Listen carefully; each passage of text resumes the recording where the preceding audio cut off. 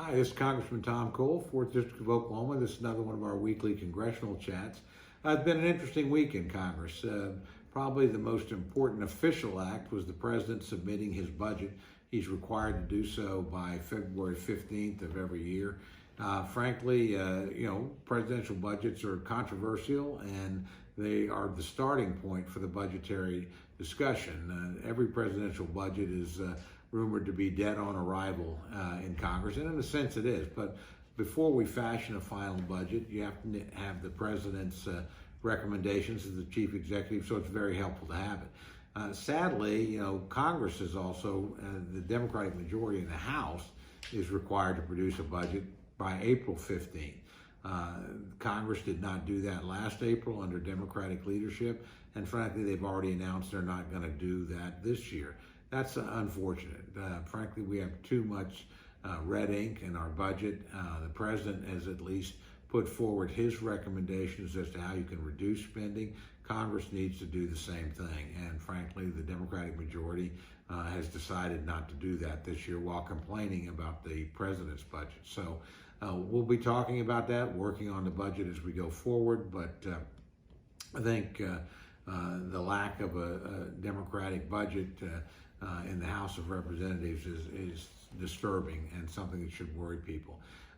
Second, probably the biggest topic up here this week has been discussion about the unfolding crisis around the so-called coronavirus out of China. This is a really interesting story that frankly shows some good things about government.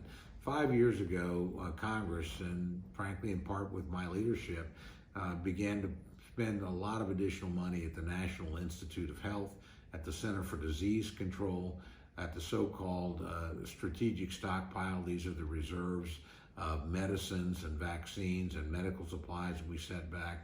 And finally, eventually set up something called the Infectious Disease Rapid Response Fund. All these things have put our country in a really good position to deal with this crisis. And I'm really proud of the administration and of my colleagues in Congress on both sides of the aisle that have been working together to try and protect the American people from this spreading pandemic.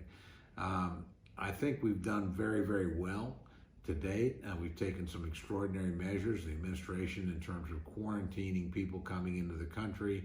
We're moving ahead as rapidly as we can on vaccines and certainly on preparing our own healthcare system to respond to this crisis.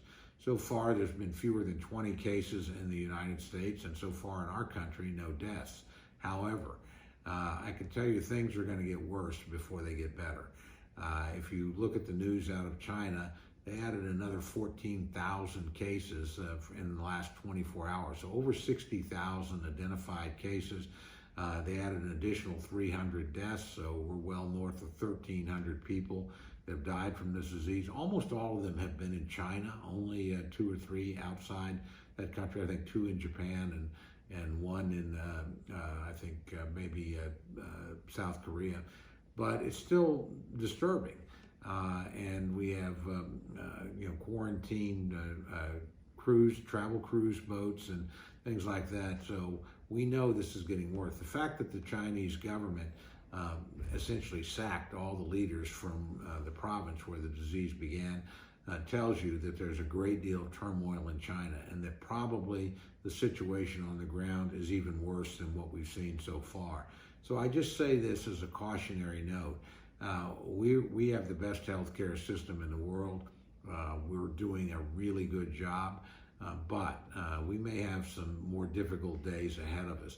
Fortunately, again, I think the administration has been very, very good in handling this to date, and I think Congress has been very, very supportive of those efforts. Even in a period where we're very divided, we had a joint briefing of the full Congress this week, and frankly, the Committee of Labor, Health and Human Services and Education that I'm the ranking member on, my friend Rosa DeLaura is the top Democrat on, had a special hearing on this.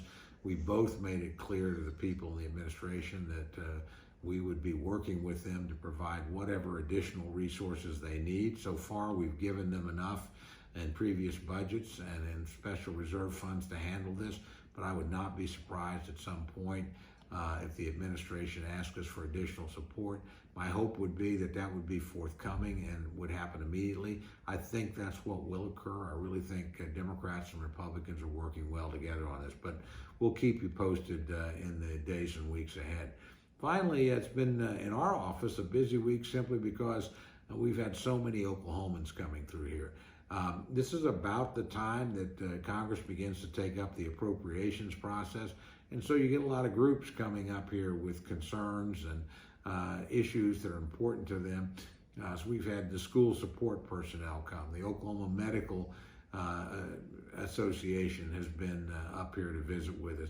Tribal leaders from multiple tribal nations have been here. The NASA Manufacturing Association, which has an arm in Oklahoma where we make some of the parts for the space program, has been here. It's just been literally one group after another. As a matter of fact, if you want to catch up with them, please check our Facebook page, because you'll find snapshots of all these different groups that are coming up here. And I can't tell you how helpful it is to us as an office. We have Oklahomans coming up here to explain to us what their problems are, what their challenges are, or what their opportunities are, and how we as an office ought to be working with them. So it's always a time when the office is frankly buzzing with life. We have a lot of students in here. A group from East Central University arrived here.